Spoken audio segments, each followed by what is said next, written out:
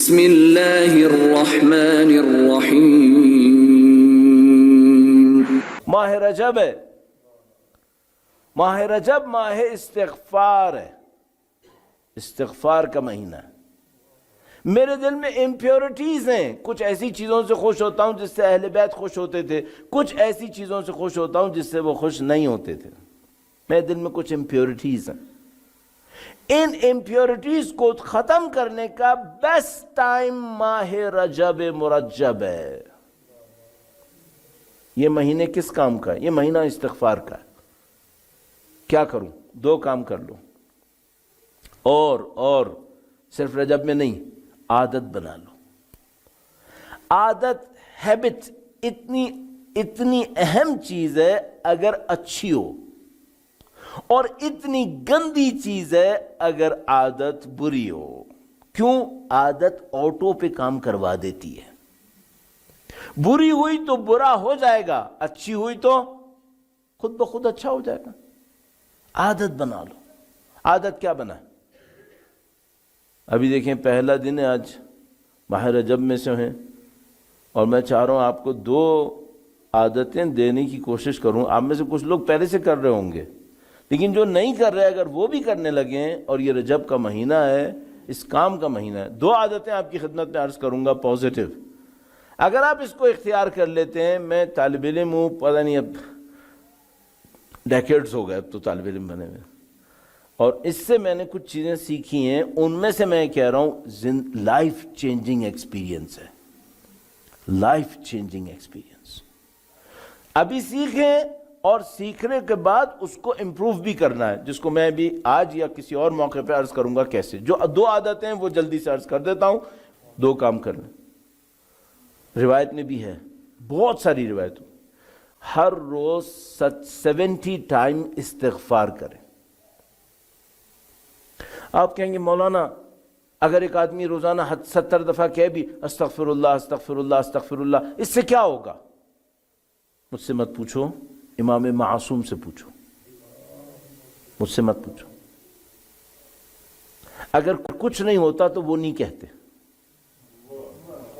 کیوں کہا؟ میں تھوڑی کہہ رہا ہوں، اگر میں کہتا تو بولو کہ کیا ہوگا، میں تھوڑی کہہ رہا ہوں، امام نے کہا ہے۔ امام نے کہا ہے تو کوئی وجہ ہوگی تو کہا ہے نا۔ وہ جانتے ہیں جو ہم اتنا سا بھی نہیں جانتے۔ وہ سمندر میں ہم قطرہ بھی نہیں ہے، ہمیں معلوم ہے۔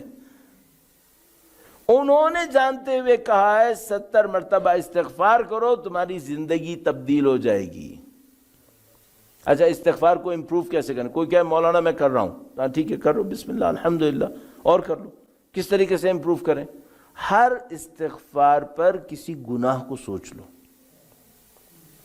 مثلا ایک پریکٹس کیا ہے، مثلا میں 70 ٹائم استغفار کروں گا، اس میں سے 10 ٹائمز اپنی آنکھوں کو سوچوں گا میں نے ان آنکھوں سے گناہ کیے، 10 ٹائمز اپنی زبان کو سوچوں گا میں نے اس زبان سے گناہ کیے، کانوں کو سوچوں گا، ہاتھوں کو سوچوں گا کہ اللہ نے مجھے ہاتھوں کی طاقت دی تھی، میں نے اس سے گناہ کیے، استغفار۔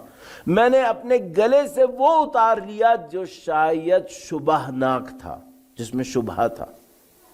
آیت اللہ ایک بہت بڑے عارف تھے، انہوں نے بڑا عجیب ایک جملہ کہا، میں یہ ابھی بیک گراؤنڈ میں تھوڑا سا بتانے والا تھا، پھر میں ڈرنے لگا میں ریاکاری نہ کر رہا ہوں، پھر میں نے کہا نہیں میں ریاکاری کا رسک لے لیتا ہوں، میں بولتا ہوں۔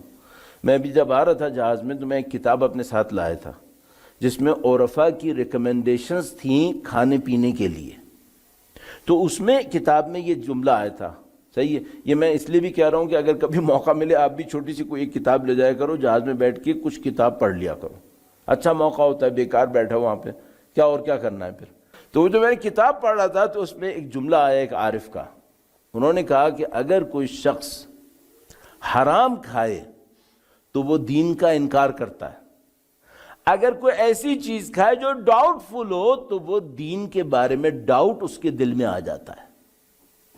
بڑی عجیب بات ہے، اگر کوئی شخص حرام کھاتا ہے تو دین کا منکر ہو جاتا ہے، اور اگر کوئی ڈاؤٹ فل چیز کھاتا ہے تو کیا کرتا ہے؟ دین کے بارے میں ڈاؤٹ فل ہو جاتا ہے۔ ابھی جو ڈاؤٹس پھیل رہے ہیں نا، اس کی ایک وجہ یہ مشکل ہے، یا ایھا الرسول کلوا من الطیبات واعملوا صالحا،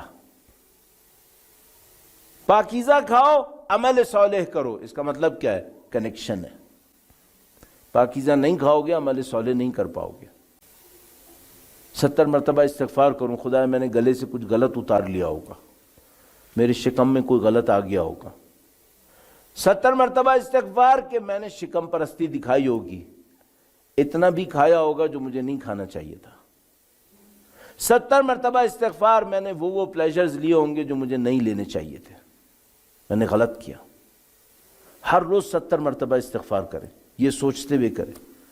1 مرتبہ استغفار کرے ریلیشن شپ کے اوپر، 10 مرتبہ استغفار، خدا میں نے اپنے والدین کے ساتھ غلطیاں کی ہوں گی، اپنے بھائیوں کے ساتھ غلطیاں کی ہوں گی، اپنے نیبرز کے ساتھ غلطیاں کی ہوں گی، اپنے اسٹوڈنٹس کے ساتھ غلطیاں کی ہوں گی، اپنے علماء کے ساتھ، اساتذہ کے ساتھ غلطیاں کی ہوں گی، خدا مجھے بخش دے۔ مختلف طریقوں سے استغفار کریں۔ 70 مرتبہ استغفار کرنا، یہ اپنی زندگی کی عادت بنا لے۔ اور ایک اور عادت بنا لے، وہ بہت اچھی عادت ہے، اگر کوئی بنا لے اپنی زندگی کے اندر بڑا فائدہ دے گی۔ اچھا میں 70 مرتبہ استغفار جو کہہ رہا ہوں، حتیٰ اگر سوچ سوچ کے بھی کرے، کتنی دیر لگ جائے گی؟ 5 منٹ۔ کتنی دیر لگا لے گا؟ کو ولی اللہ تھوڑی بیٹھا ہے یہاں پہ آدھا گھنٹہ استغفار کرے گا، یہ 5 منٹ کر لے گا۔ ایک اور کام کر لے، وہ بھی 5 منٹ کا ہے، وہ کیا ہے؟ 100 مرتبہ روزانہ درود بھیجے۔ 100 مرتبہ درود، کیا سوچ کے بھیجے؟ استغفار کا تو بتا دیا، درود کیا سوچ سوچ کے بھیجے؟ اللہ اکبر، بہت زبردست ہے۔ کہ اللہ کے نبی سے کیا، اے اللہ کے نبی، آپ نے روایت میں فرمایا تھا جو میرے اوپر 1 دفعہ درود بھیجے گا میں اس کو 70 مرتبہ عافیت کے دروازے کھول کے دوں گا۔ میں آپ پہ درود بھیج رہا ہوں۔ نبی خدا نے، ایک صحابی آیا، اس نے کہا اے اللہ کے نبی میں نے آپ پہ درود بھیجا ہے۔ اللہ کے نبی نے فرمایا میں تمہاری عافیت کی ضمانت دیتا ہوں۔ کہا اے اللہ کے نبی میں اگر 2 دفعہ درود بھیجوں تو 2 دفعہ ضمانت ملے گی؟ فرمایا 100 دفعہ بھیجو، 100 دفعہ دوں گا۔ میں 100 دفعہ درود بھیجوں گا، 2 دفعہ تو دل سے بھیج دوں گا نا، 1 دفعہ تو دل سے بھیج دوں گا نا، 100 دفعہ درود بھیجو۔ ماہ رجب ہے، توفیقات کا مہینہ ہے، 2 مہینے بعد ماہ رمضان آ رہا ہے، یہاں سے توفیق حاصل کریں گے۔ ماہ رمضان میں پاکیزگی، بعض لوگوں کی شب قدر ناقدری ہے، اس میں قدر نہیں ہے، ویلیو نہیں ہے، تو مجھے اپنی شب قدر قادر بنانی ہے، نہ کہ ناقدری۔ اللہ انشاءاللہ قبول فرمائے۔ میرے ساتھ ایک مشکل ہو گئی ہے، میں میلاد میں بیٹھتا ہوں مجلس بنا کے ختم کرتا ہوں، میرے ساتھ یہ مشکل ہو گئی ہے۔ لیکن پھر میں سوچتا ہوں بھائی میلاد کا ہدف کیا ہوتا ہے؟ میلاد کا ہدف ہوتا ہے آپ یہاں پہ کیوں آئیں؟ آپ اس لیے آئیں کہ بھئی اہل بیت اطہار کی خوشی کا دن ہے، ہمیں اہل بیت کی سمت آگے بڑھنا ہے، آگے بڑھنا ہے۔ ایک جملہ مشہور ہے، کہتے ہیں جس درخت کا سایہ بڑا ہو خدا اس درخت کو کبھی خشک نہیں کرتا ہے۔ جس درخت کا سایہ بڑا ہوتا ہے خدا اس درخت کو خشک نہیں کرتا۔ سایہ بڑا ہو، سایہ بڑا ہو، خدا قبول کر۔ اور تو خدا اتنا مہربان ہے، آخری جملے عرض کرتا ہوں، اتنا مہربان خدا، اتنا مہربان خدا۔ ابھی چند دن پہلے، 2-4 دن پہلے میں نے روایت پڑھی، اس میں فرمایا کہ اگر کوئی شخص اپنی اولاد، اپنے خاندان کے نفقے پر بھی خلوص سے خرچ کرے کہ خدا تو نے مجھے یہ بندے دیے ہیں، میرا خاندان ہے، یہ میرے بندے تیری امانت ہیں، ان کو سوچ کر یہ خرچ کرے کہ میں اپنے خاندان پہ خرچ کر رہا ہوں چونکہ خدا نے مجھے امانت دی ہے، خدا اس کو بھی صدقہ شمار کرتا ہے، اس کو بھی صدقہ شمار کرتا ہے۔ ایک روایت عجیب ہمارے پاس ہے، اس روایت میں لکھا ہے کہ اگر تم جانوروں کے آگے بھی کوئی چیز اچھی نیت سے ڈالو خدا اس کو بھی صدقہ شمار کرے گا، جانوروں کے سامنے بھی ڈالو۔ خدا بہت رحیم ہے، خدا سے دعا کرتے ہیں خدایا تیرے حضور ہے خدا۔ یہ ایران میں میں جب گیا 1984 میں تو میں نے ایک بات دیکھی، وہاں پہ رسم تھی وہ لوگ دعا کرنے سے پہلے 10 مرتبہ یا اللہ کہتے تھے، ایک جملہ بولتے تھے پھر 10 مرتبہ یا اللہ کہتے تھے۔ میں 12 سال ایران میں رہا، اس کے بعد مجھے آئے بھی 26 سال ہو گئے، اب اس سے شاید زیادہ ہی ہو گئے، تو میں سوچتا تھا کہ میں کاش میں یہ کر لیتا۔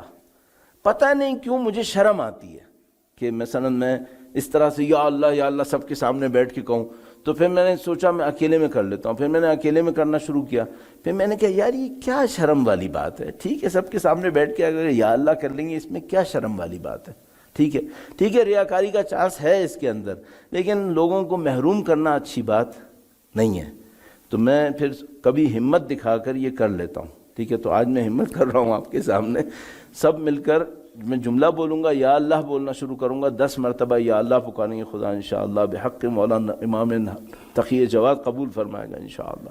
بسمک العظیم العظم الاعز الاجل الاکرم یا اللہ۔